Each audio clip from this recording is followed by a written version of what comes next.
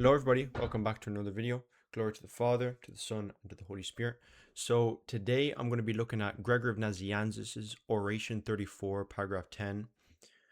The except causality. So everybody knows about the quote.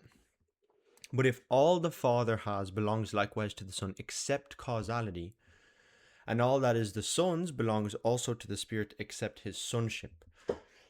Okay, so obviously the implications is if the Son doesn't have causality, so to spirate you have to be a cause, and if the Father has all the Son has except being the cause, then the Son is not a cause.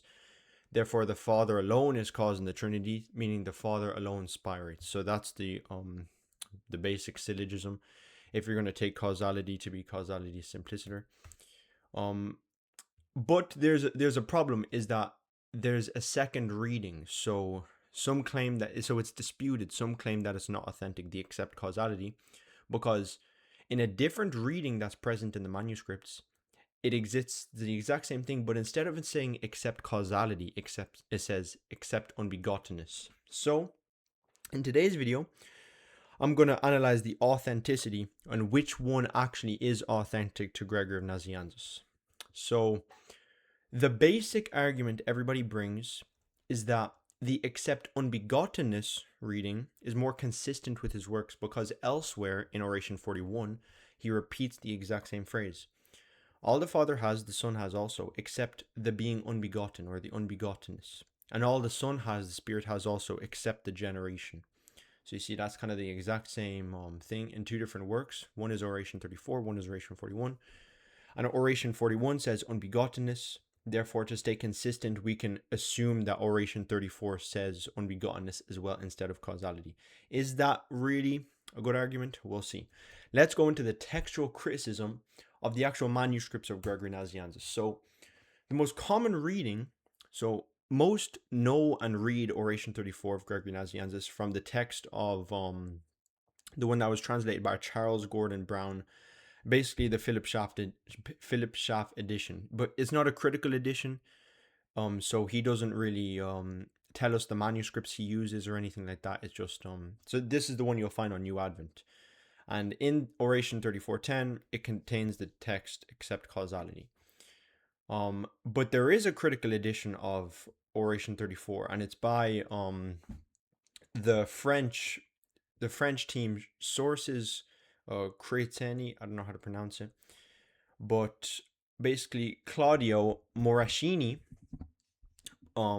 took the task of creating a critical edition for Gregory Nazianzus' orations from 32 to 37. So basically, when they were doing critical editions for all of Gregory Nazianzus' works, they did like 1 to 3, 4 to 5, etc., etc. And obviously 34 will fall into the block of 32 to 37. And it's kind of necessary because in most of the manuscripts, they're kind of in blocks as well. So most of the manuscripts carry 32 to 37. So yeah. And this edition, so this critical edition, gives precise textual criticism on the manuscripts of which the text is derived from. So let's go. First, there's family M.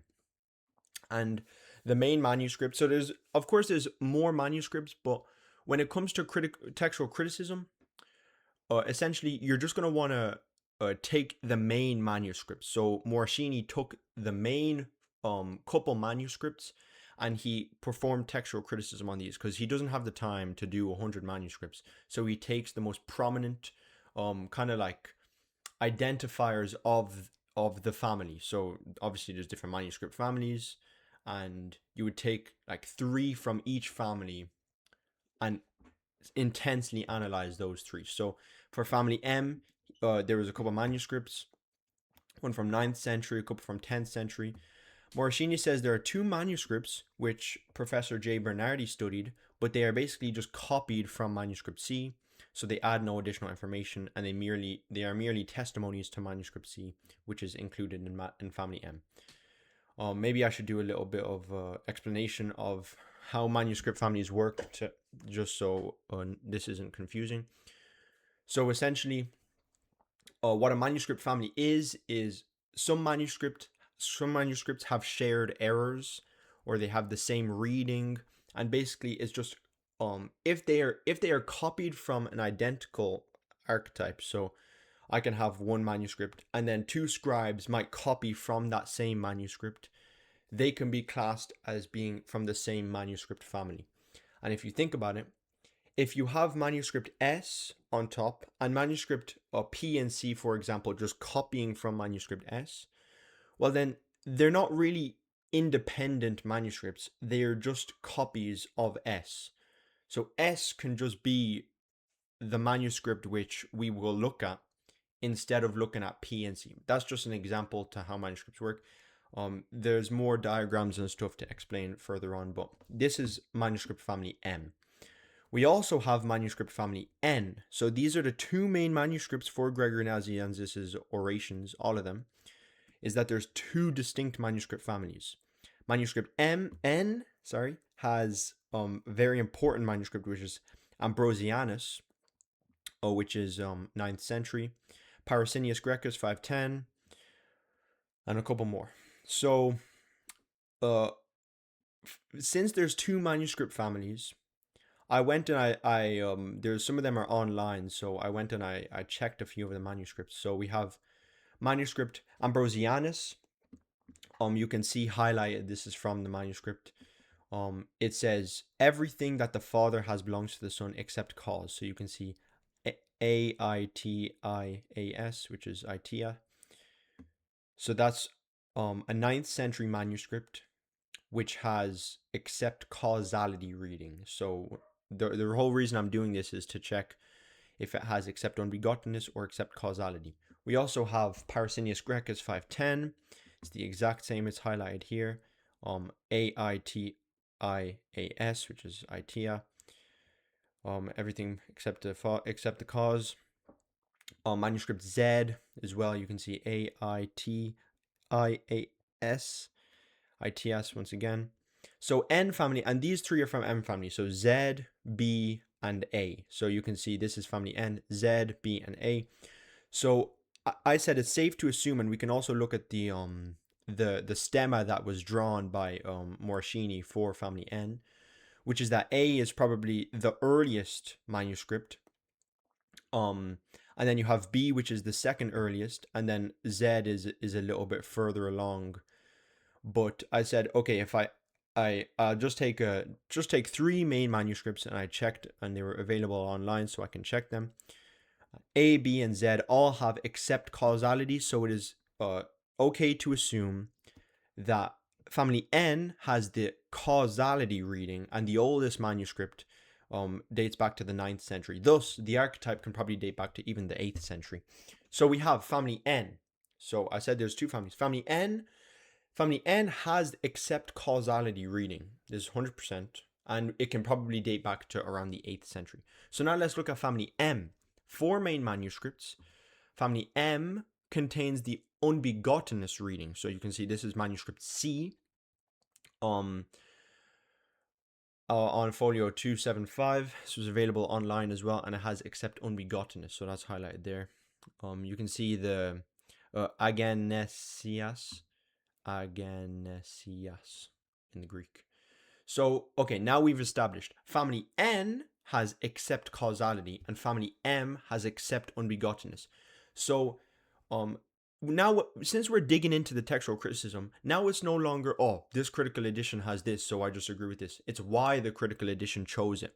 So in Gregory Nazianzus' orations, the manuscripts which have been brought down to us, there's two families, except causality, except unbegottenness, family N, family M. So which is the correct reading? Since there's two, which is the correct reading?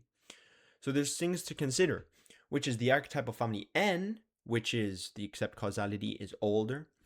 There's also manuscript A, which is the oldest manuscript, but it actually diverges between the two families. So what is actually interesting is Morosini and the other guys who are doing critical editions of Gregory Nazianzus' orations basically found out that manuscript A and a couple other manuscripts, they're not so clear cut that they're from only one family. You know, it was a bit more confusing because in some readings it agrees with family N, in some readings it agrees with family M. So it's kind of oscillating between the two families.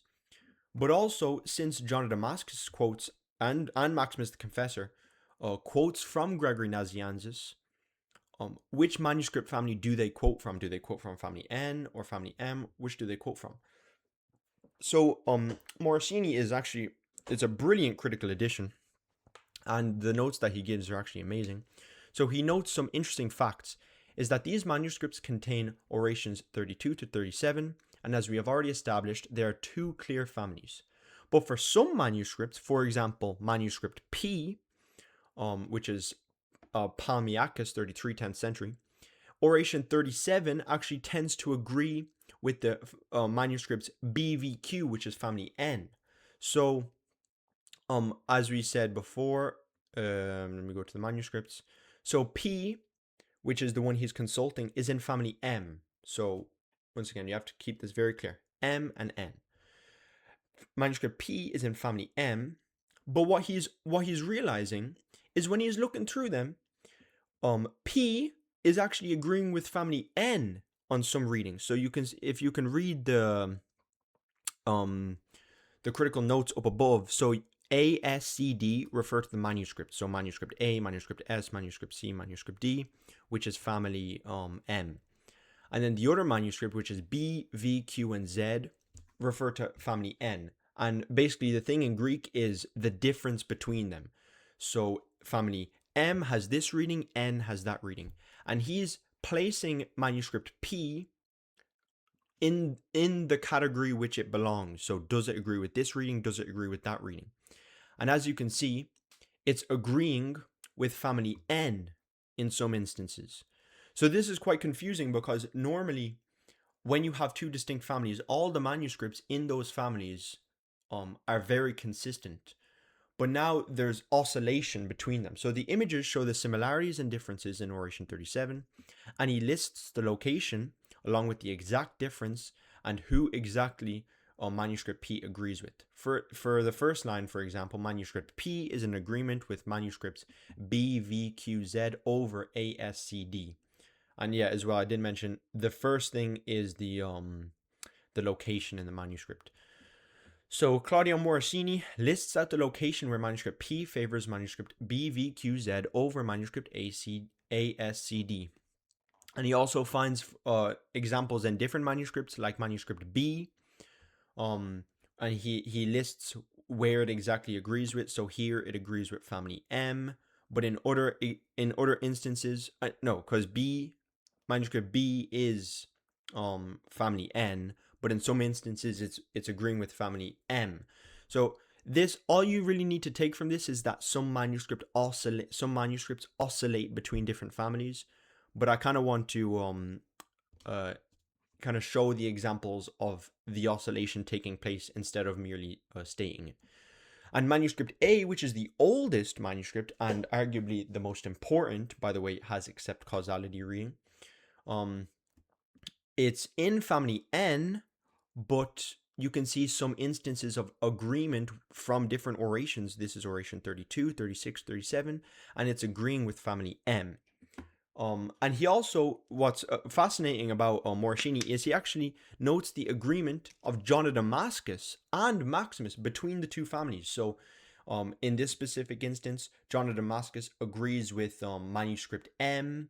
In this instance, he agrees with manuscript A over the other manuscript, etc., etc. It's pretty interesting. He can definitely he basically just looks at the exact wording that John of Damascus uses or Maximus the Confessor uses, and then he analyzes it between the two manuscript families and he says which one they're copying from. And I was kind of disappointed that there's no example of manuscript 34. So you can see he gives an example of 32, 36, and 37.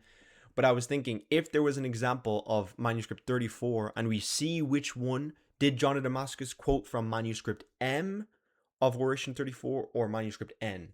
And if it was manuscript N, then there would have been enough evidence to say that John of Damascus read with his own eyes, he read except causality. But I will go over that a little bit later, but unfortunately there's no example. Okay, let's continue. So why is there even variance? So he notes the variance sometimes between ASCD, but sometimes they agree with family N. And basically, the oscillation between the two families, Morosini argues, is the result of contamination. So it's likely that John of Damascus and Maximus were working off contaminated manuscripts that sometimes agree with family N and sometimes family M. We cannot actually know for sure which reading is authentic until more textual criticism is done on these manuscripts, and we cannot know the reading of Oration 34 that John of Damascus and Maximus had, because it's contamination and stuff like that. And Claudio Morosini notes the mean edition. I'm pretty sure mean is the correct pronunciation. Migna, nah, definitely not that. Mean edition reads Causality, so that's the PG, and it consults manuscript B, which has causality reading, and C, which has unbegottenness reading, and indirectly manuscript D, because they took from the Basel edition, which used manuscript D. So different editions take from different manuscripts. So the PG edition, which is Patrologia Greca, it takes from manuscript B and C, and indirectly D, because they also took from another edition which used manuscript D. So both readings are ancient. That was a lot of explanation, but both readings are ancient, and the cause reading is attested in the 9th century manuscripts of family N, but the unbegotten reading is attested in 9th to 10th century manuscripts of family M.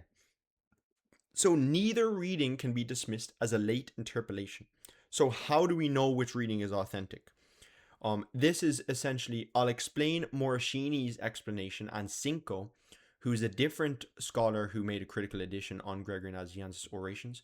So Morosini cites Cinco, who is the original scholar to classify the manuscripts into manuscripts family M and N.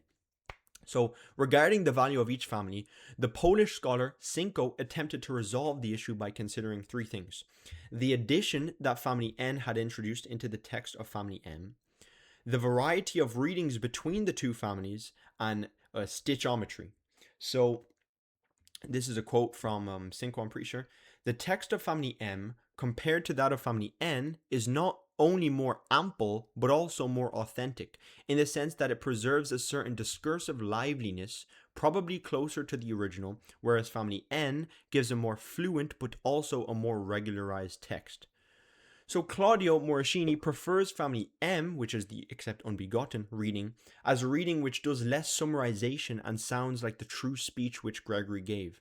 However, he himself understands that this is not even like completely solid evidence to go off, and that certain things complicate the matter, such as manuscript A, which is an oscillating manuscript and the oldest. So Morosini and Cinco argue that M is a better reading, not holistically, but because it preserves a certain discursive liveliness. However, I think this is not enough evidence to go off to prove that every single instance of family M is a more authentic reading, and I think they would agree with me.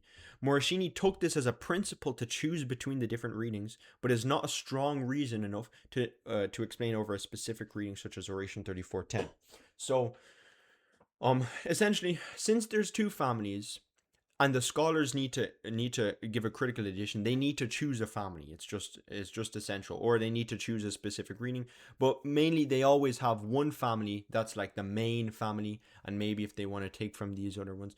But their explanation as to why they chose family M was that it just sounds like it's more lively and there's more discursive liveliness, which is fair, but I would argue that we need to be more specific for Oration 34:10 specifically. And this is why you'll see, if you go to this French edition, they do give the except unbegottenness reading, because they are taking from family M, primarily because they think it carries a certain discursive liveliness.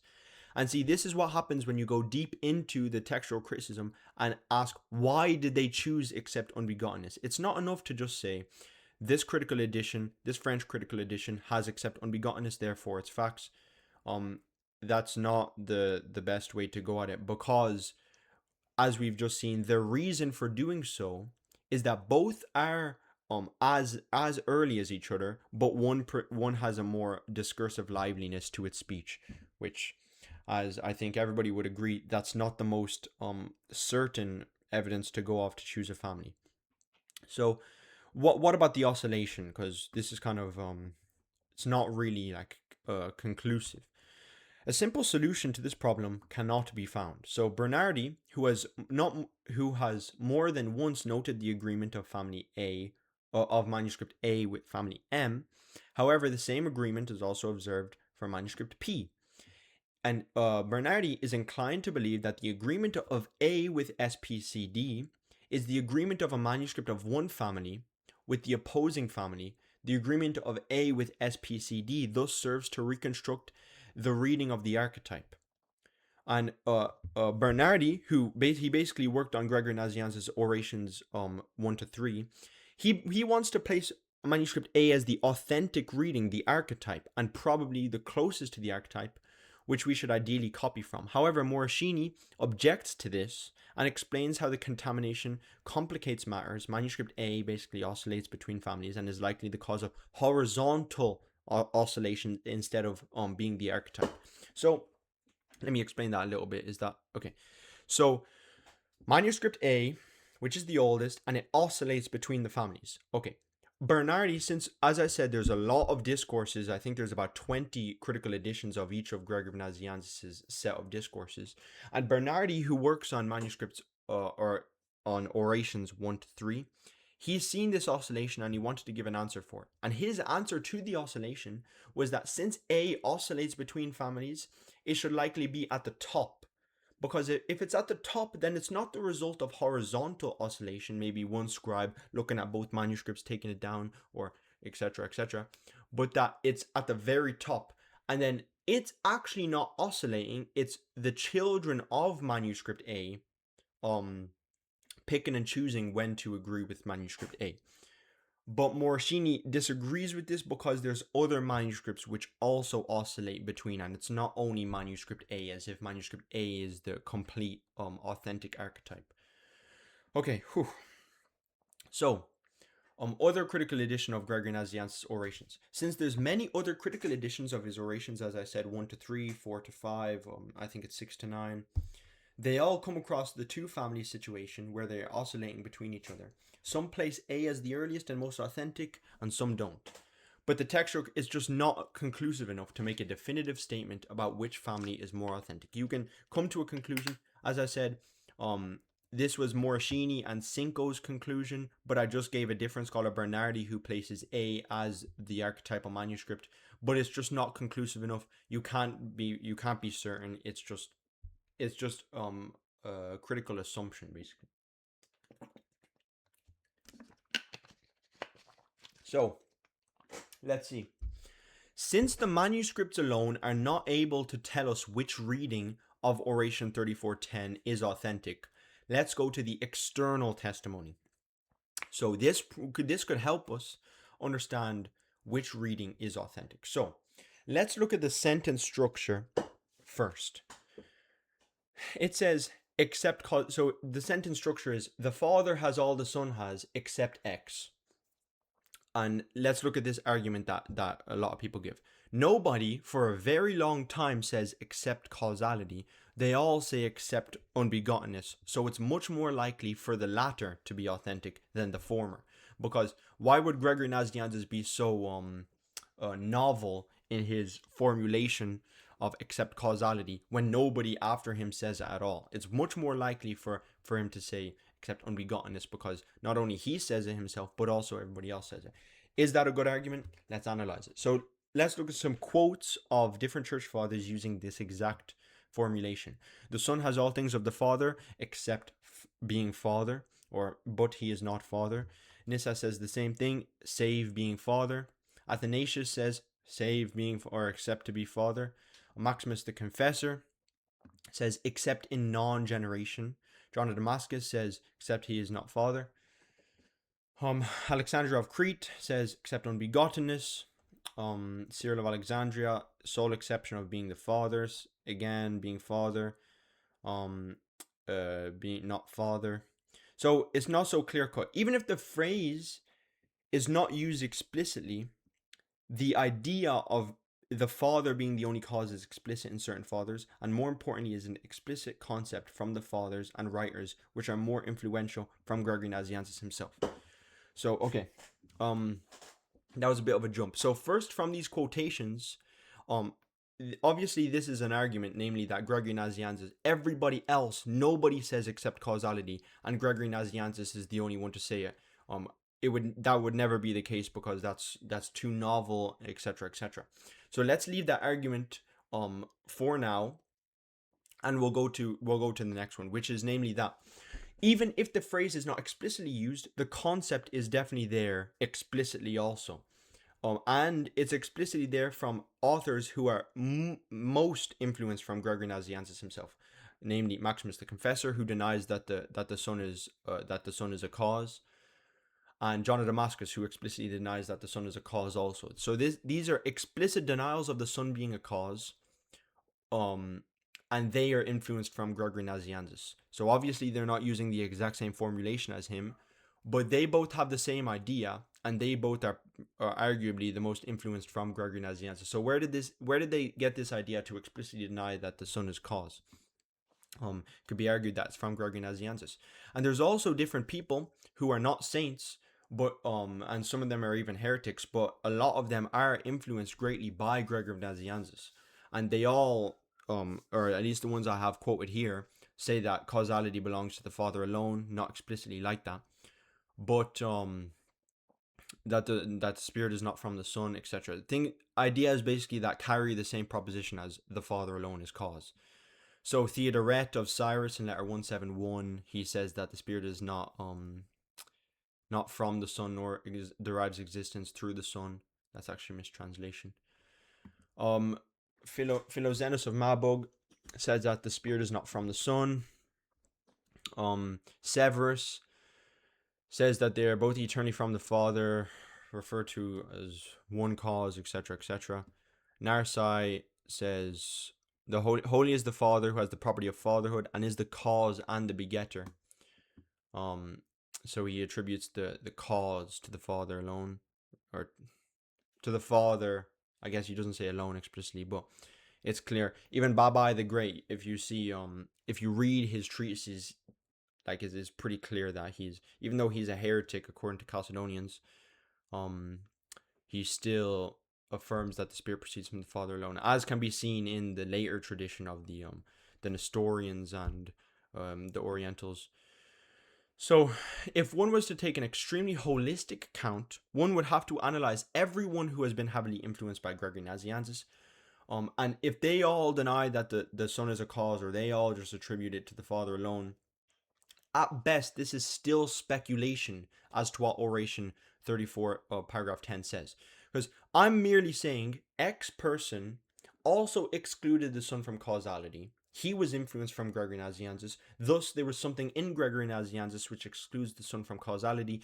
Thus, Oration 34.10 says except causality. That's just speculation. I'm just giving evidence, but it's obviously not definitive evidence. So we must consult the text directly to try find hints as to what is a better reading, or even textual criticism principles. But it was wrong. Is this argument, does it hold up to scrutiny? Because it says nobody for a long time says except causality. They all say except unbegottenness, but there is one work which says except causality. Gregory of Nyssa, letter 32. So the phrase is used. First, it's used by John Maron in the 7th century in his original work, his Exposition of the Faith. And you'll see this is a critical translation, Gustave's translation, which is in French, but you can piece it together.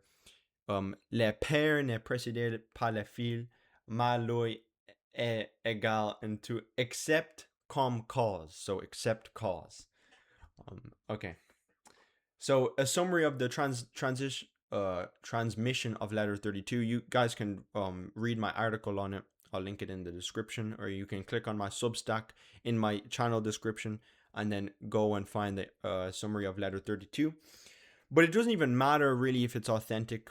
I argue it is authentic, but if it isn't, it doesn't matter so much for the specific thing, because it proves that not only the phrase except causality was used by John Maron, actually Leontius of Jerusalem quotes from the letter. A Latin translator who arguably is from the 6th century or even 5th century quotes from the letter. John of Damascus quotes from the letter, and there's a Latin manuscript in the 9th century which quotes from the letter.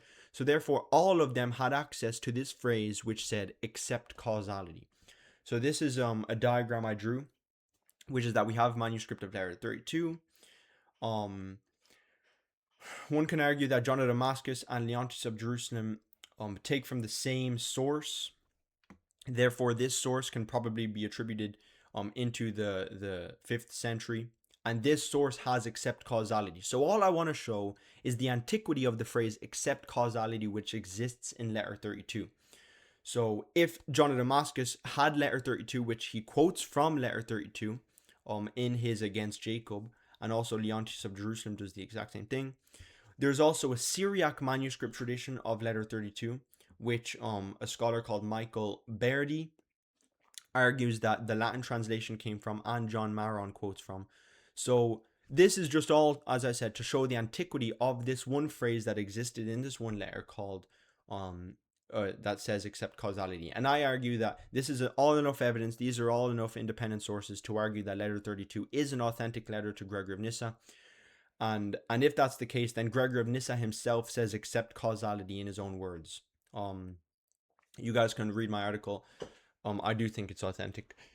So yeah, Gregory of Nyssa uses except causality. So no, Gregory of Nazianzus is not the only person to, because not only did Gregory of Nyssa write it, which you guys can disagree with it, whatever, give your reasons for disagreeing with it, but you have to read my article. Leontius had access to it. John of Damascus had access to it. There's Syriac traditions that had access to it because John Maron quotes it. And there's a full 9th century Latin manuscript which had access to it. So all these people had access to this phrase except causality. So no, Gregory Nazianzus was not the only place to write it. There is also letter 32. So now let's look at textual criticism principles. Actually, before I do, that means the previous argument is a false argument because it says nobody has ever has ever said except causality, so no one would be so novel to say this. But Gregory of Nyssa literally did. And if Gregory of Nyssa didn't, which I did think he did because I do think the letter is authentic, but if he didn't, this is a hypothetical, the other people still had access to it. So no, it is not the only work which it existed, so it is not novel interpretation that was never used for many years after, because it was used and it was read. So textual criticism principles. So now let's look at this from a different angle.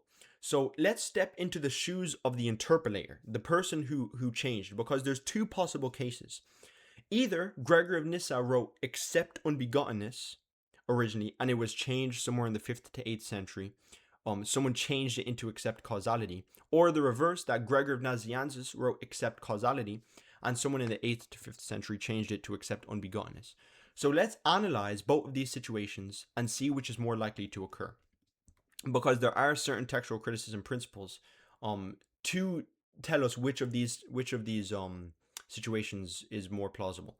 So situation 1, which is Gregory wrote except unbegottenness in the original work, and essentially it's not even questioned because he says this elsewhere. Obviously he says unbegottenness elsewhere. So before the Photian controversy, someone must have read except unbegottenness and explicitly changed it into a phrase which is virtually, as the opponents want to argue, never used before, since they probably didn't have access to Gregory of Nyssa's letter 32, since it was preserved in Syriac and Latin, and Greek was only preserved through Christological florilegiums. So one guy just decided, all right, I see except unbegottenness right here. All right, cool. Let me just change it to except causality. I've never heard someone say except causality before, so let me just change it like that. I just think it matters. Before the Photian controversy, so before the Filioque was even a topic of debate, some guy just changed it to except causality. Or situation 2, which is that Gregory wrote except causality in the original work, and when a scribe somewhere in the 5th to 8th century saw the phrase, he says, all right, bro, I've never really seen anybody say except causality, and thought it was a mistake or an error. And though he wanted to change it to except unbegottenness, because he thought it was preserving the more authentic reading of Gregory of Nazianzus. Given both of these situations, I think situation 2 is much more plausible because it gives more of a reason for someone in the 5th to 8th century to change it to unbegottenness instead of to change it to causality. Because think about it, it is a principle. It's called the lectio difficulty, or I can't read Latin. Whatever. It's the more difficult. More difficult reading is the English. So when a scribe is met with a difficult passage, they often simplify the text in order to make it understandable to them. For this reason, the more difficult reading is not always, but is more often the better one, or the older one, or the more authentic one. The traditional rule therefore states that the lectio difficilior, potior, or the more difficult reading is the stronger one. It's contrary to the easier reading, or lectio facilior, which is also known as a banalization or trivialization of the text. So I took this definition from the University of Helsinki. So therefore, the causality reading is the more difficult reading. So using this principle, causality is more likely to be authentic given the reasoning I mentioned in the previous passage.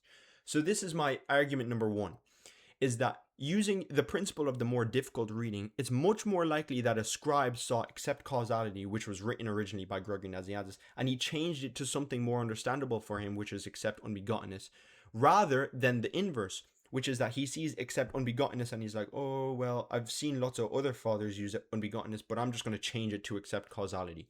I think there's very little explanation as to why someone would do that before the Photian controversy, but if you want to take that take that and run with it, then I guess you can. But I just think it's much more plausible situation 2 is the authentic situation which occurred. Okay, the transcriptional probability. So in textual criticism, this is a principle used to determine which is most likely the original text by analyzing which variant a scribe was more likely to have created. So it evaluates scriptural habits such as simplifying difficult Greek, harmonizing passages, or introducing orthodox phrasing to explain how variance arose from an original text.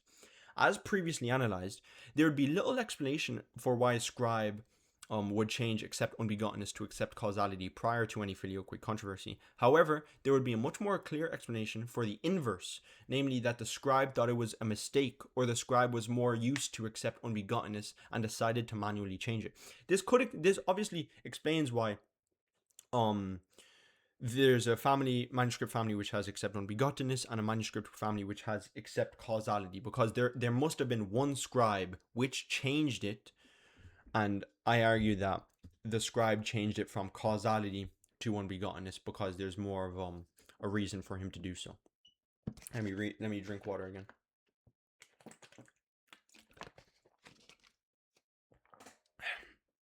Another principle is the canon of harmonization. So the technical term is assimilation or harmonization to parallel. In this case, Oration 41 provides an obvious and extremely well-known parallel. And a scribe encountering except causality in Oration 34:10 and knowing Oration 41.9 almost by heart. So a scribe is more likely to change an ambiguous phrase to a more well-known reading to harmonize the saint. This would explain how there exists except unbegottenness in some manuscripts because one scribe thought it was more fitting for the passage to be changed. Okay, that is my it's 3, but it's essentially just one looking at it from 3 different angles, is that the scribe is more likely to change it from except causality to accept unbegottenness because he's more used to accept unbegottenness to harmonize Gregory Nazianzus, and the principle of the more difficult reading, namely that he will change something that he hasn't heard before to something he has heard before. So now let's move on to sonship versus generation. This is something I've never heard before, so hopefully you guys are interested.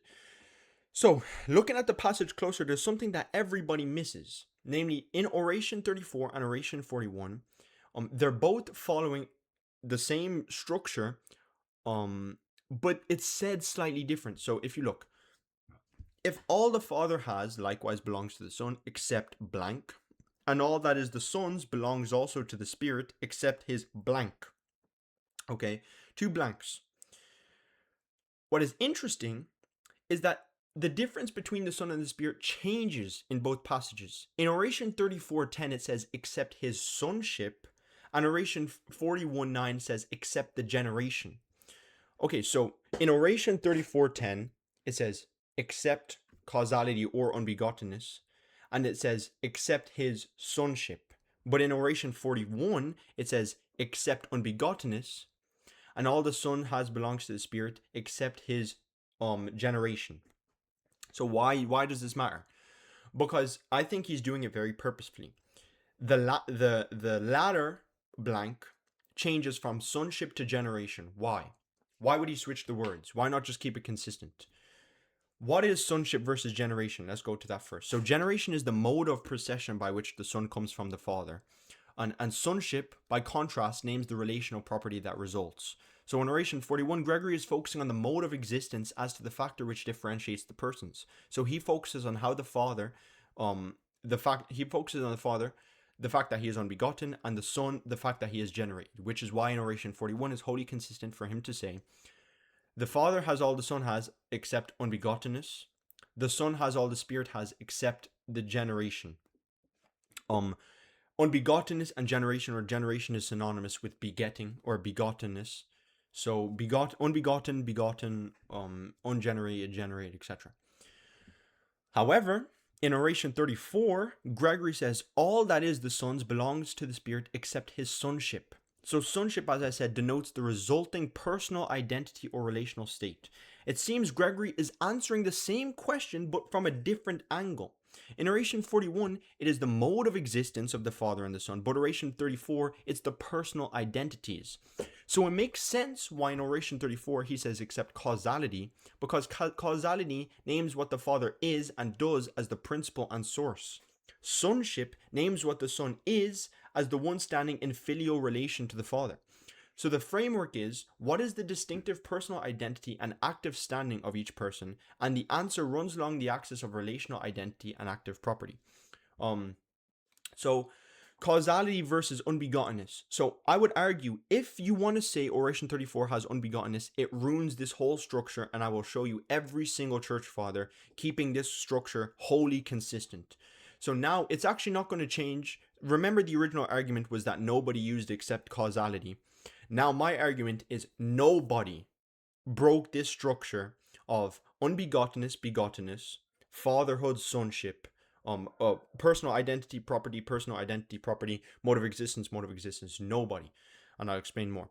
So unbegottenness is a privative term which denotes the Father's mode of existence. It names what the Father is not, namely begotten. And causality, by contrast, is a positive term, and it names what the Father actively is, the cause, the principle, the source. Now we can look at the second clause of each oration under this lens. So, does it break the harmony? So in Oration 41, chapter 9, the second clause is generation, another modal term naming a mode of origin. While Oration 34:10, the second clause is sonship. So I really want this to make sense. So Oration 34 has except his sonship, and Oration 41 has except his generation. And as I said, sonship is a personal identity term naming what the Son is as a person in relation to the Father, namely a son. Like causality, in the first clause, it is a positive term naming a personal property rather than merely a mode of origin or a privation. And under this analysis, if one were to put except unbegottenness in Oration 34, it pairs a privative or privation term with a positive relational term, and the internal conceptual parallelism just breaks down. So we have a personal relational term and a personal relational term, and then like a mode of existence. So I'm saying you have to keep these very consistent. If you want to say Gregory of Nazianzus would use a personal term and then a mode of existence, or a positive relational term and then a mode of existence, I think the parallelism just breaks down. And obviously this is not to say sonship is separate from generation. It's rather looking at the unity and distinction of the Father and Son through two different lenses, as I've hopefully explained. But I think this will become much more clearer in the works of the saints. So to further extend this, we can look at the quotes from other saints also. It seems they stay consistent, either saying except being Father with except being Son, such as Gregory of Nyssa, but he is not father, but he is not a son, or the other format as stating the modes of existence, which is non-generation, begotten, and procession. Or I guess the one of the Spirit doesn't really matter. I really care about the non-generation and begotten. So if you notice, he didn't say, but he is not father, but he is not generated. He says, but he is not father, but he is not son. And Maximus the Confessor doesn't say he is non-generation and sonship. Nobody says that. What he says is non-generation and begotten. So I will show you so many examples. Gregory of Nazianzus himself, unbegotten, begotten. Hilary of Poitiers, unbegotten, only begotten. Gregory of Nyssa, ungenerate, generate, ungenerate, begotten. Nobody says ungenerate and sonship. Nobody. Gregory of Nazianzus in Oration, ingenerateness and generateness, or generation. Basil the Great, unbegottenness, begottenness. Basil, unbegotten, begotten. Letter 17125, Basil, unbegotten, and Lord Jesus Christ, begotten. John of Damascus says unbegottenness and begottenness. John of Damascus says property of being unbegotten, and the Son has the property of being begotten. Again, unbegotten and begotten, unbegotten and begotten. And now let's look to fatherhood and sonship. So on the inverse, they always keep this consistent. Cyril of Alexandria says paternity and sonship. Hilary of Poitiers says fatherhood from the father, or sonship from the son. Hilary of Poitiers says the fatherhood be co-eternal with the father, then necessarily the property of sonship must be co-eternal with the son. So you see they're matching these words, unbegotten, begotten, fatherhood, sonship, they're matching them. Hilary of Poitiers again, the father in his fatherhood, or the son in his sonship. Gregory of Nyssa, but he is not father, but he is not son. Gregory of Nyssa again, save being father, save being son. Basil against Eunomius, fatherhood and sonship. Basil again, fatherhood, sonship. Again, fatherhood, sonship. Theodoret of Cyrus says, except for paternity, and sonship is to the son. Anastasius of Sinai says fatherhood in his pre-existence of sonship. See, he doesn't say unbegottenness in the pre-existence of sonship. He's matching the terms fatherhood, sonship, which are personal, positive properties, fatherhood, sonship, and then the other ones are modal terms, which are examples of their mode of existence. So they're unbegottenness and begottenness. So fatherhood is one person, sonship is another. And then you literally see Anastasius of Sinai literally matches both of them in the same quote. I'll read it all. Listen to this again. The Godhead is the general and totality of essence, and the fatherhood is one person, that is a hypostasis. The sonship is another hypostasis, and the Holy Spirit is another. There are three hypostatic properties in the Godhead: the unbegottenness of the Father, the begottenness of the Son, and the procession of the Holy Spirit. Neither is the Father begotten, nor is the Son proceeding, nor is the Holy Spirit begotten. See, that it's just vindicating what I'm saying. Fatherhood, sonship, unbegottenness, begottenness. They never mix them, never.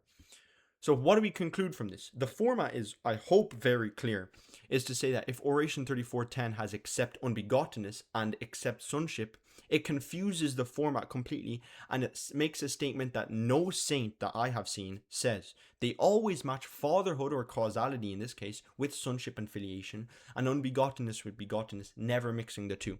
Thus, we can conclude that it is more likely for Gregory of Nazianzus to have said except causality, to keep the format consistent, which would also explain why everybody who is influenced by him also is consistent with this format.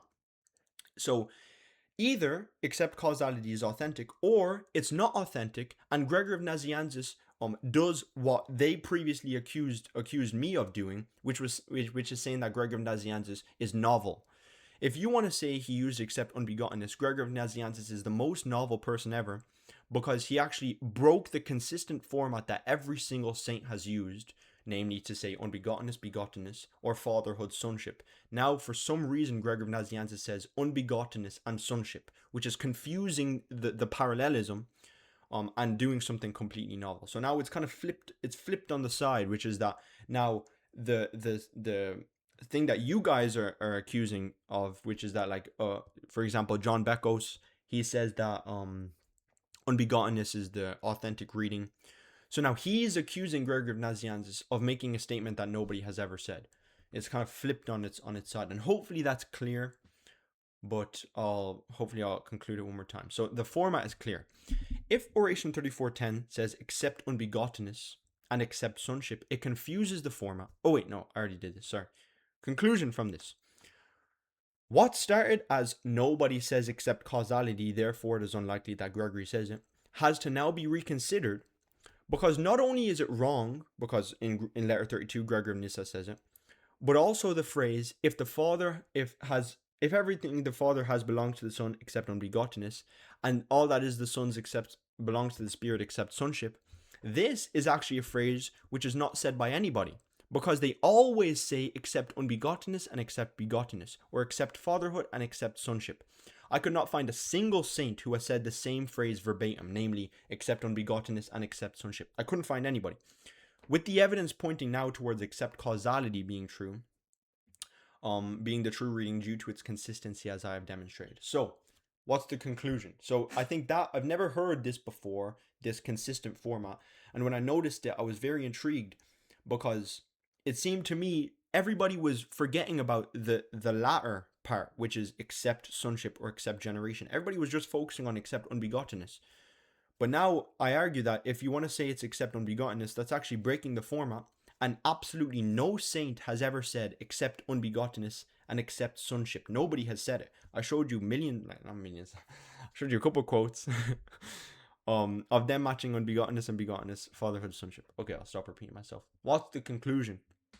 So we're almost done. The textual criticism conclusion is to conclude the oldest manuscript favors the causality reading, as shown by Ambrosianus, E49 to 50, which is an uncial manuscript in the 9th century. Although it doesn't explicitly prove the causality reading, but it says that the most ancient witnesses to accept causality. But that doesn't automatically prove it. I'm just saying it's the most ancient witness. The manuscript traditions. Let me drink some water. Sorry.